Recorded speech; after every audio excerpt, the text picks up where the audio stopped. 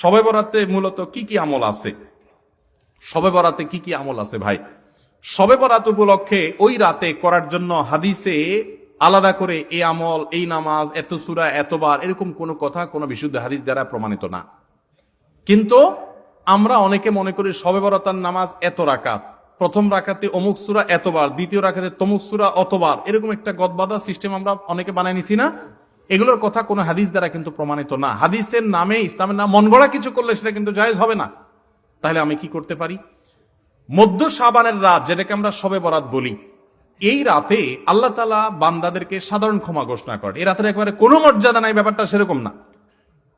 মর্যাদা হলো যে আল্লাহ তাআলা বান্দাদেরকে সাধারণ ক্ষমা ঘোষণা করেন। তবে যার ভিতরে অন্যের প্রতি হিংসা আছে, শত্রুতা আছে, তাকে আল্লাহ মাফ করেন না।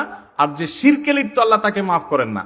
আপনি মাজারে সিজদা করেন আর শবে বরাতে সারা রাত মসজিদে সিজদা করতেছেন আর কান্নাকাটি করতেছেন, লাভ নাই, কারণ আপনি শিরকে লিপ্ত। শবে বরাতের সাধারণ ক্ষমা বা মধ্য শাবানের রাতের সাধারণ ক্ষমার মধ্যে আপনি পড়বেন না।